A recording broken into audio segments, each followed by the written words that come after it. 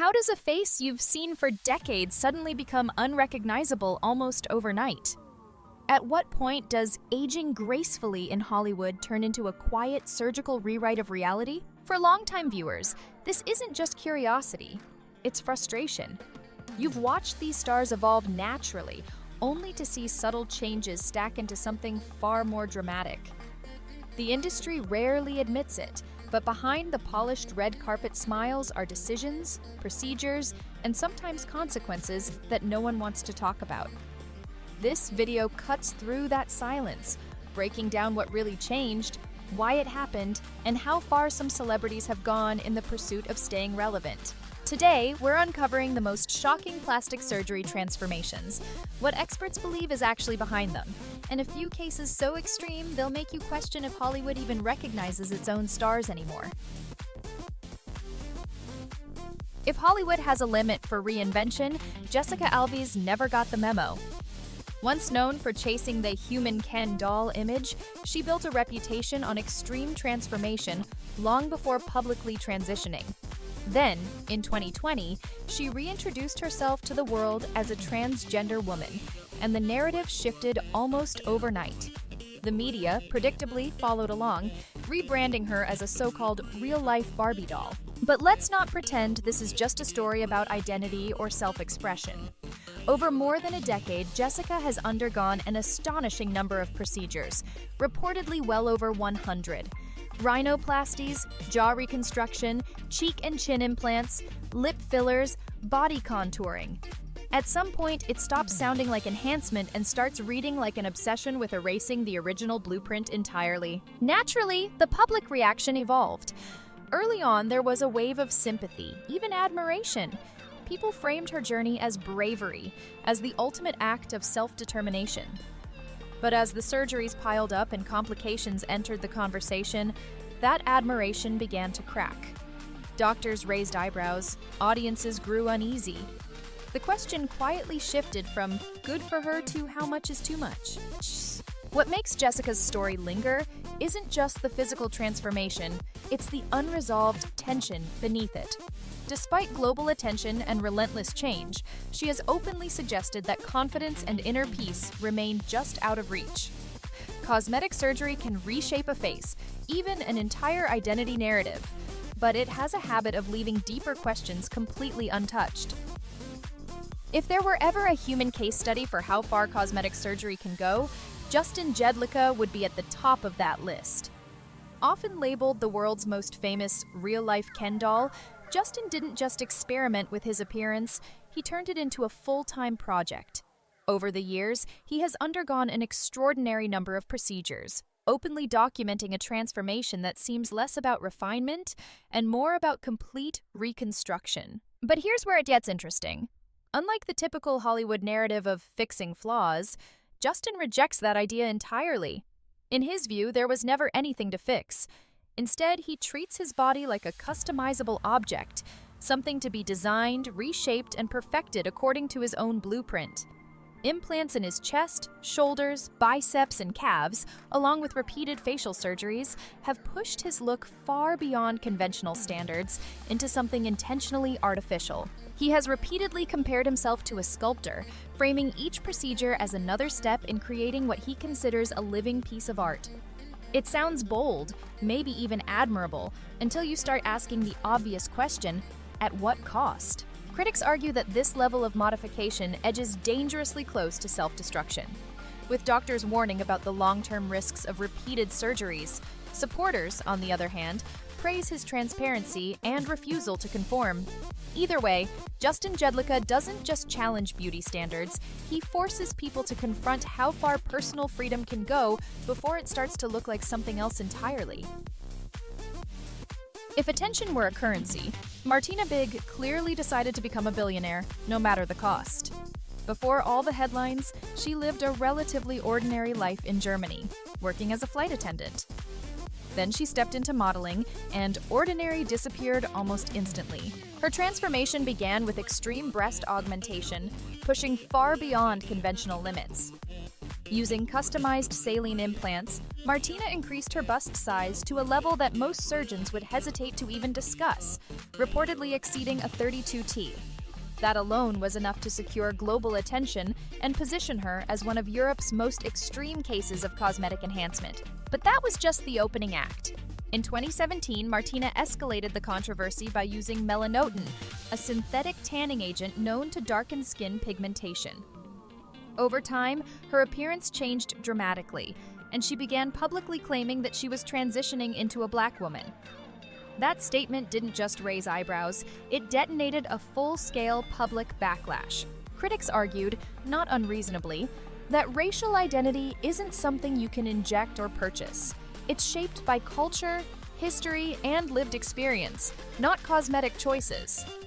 Supporters, however, framed her actions as an extension of personal identity and self-expression in an era where those concepts are increasingly fluid.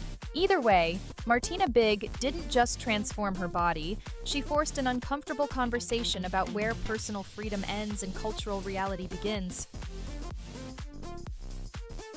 Some people chase perfection. Bryan paid the price for trusting that it could be done safely. In 2009, she wasn't looking for anything extreme, just a subtle refresh. A routine facial filler, the kind millions are told is quick and low risk. The kind that's practically marketed like a lunchtime errand. What followed was anything but routine. Shortly after the injections, her face began swelling far beyond normal expectations. The material, later believed to involve silicone or other non-approved substances, spread unpredictably through her facial tissue and hardened. As pressure built, it damaged critical structures, ultimately leading to permanent blindness in one eye. A cosmetic touch-up turned into a life-altering injury. And the physical damage was only part of it. The emotional fallout hit just as hard.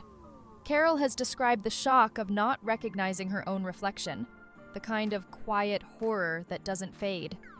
She withdrew from her social life, isolating herself from friends and family, as if disappearing might somehow make it easier to cope. What changed the trajectory wasn't luck, it was persistence. Her daughter refused to accept that this was the end of the story. After an exhaustive search, they found specialists at UCLA willing to take on the case. Multiple reconstructive surgeries followed, including a grueling 16-hour procedure using tissue from her back to rebuild her face. Today, Carol speaks out, not as a cautionary tale people can ignore, but as proof that cosmetic procedures are still serious medical interventions, no matter how casually they're advertised. If desperation had a face in the world of cosmetic surgery, Raji Singh would be one of its most haunting examples. Like many seeking to feel at home in their own body, she turned to cosmetic procedures hoping for alignment and confidence. But without the financial means to access licensed professionals, that search took a dangerous detour. Instead of a clinic, Raji placed her trust in an underground injector known as the Duchess, later identified as O'Neill Ron Morris. No medical license, no approved materials, just a black market operation offering cheap solutions with catastrophic risks.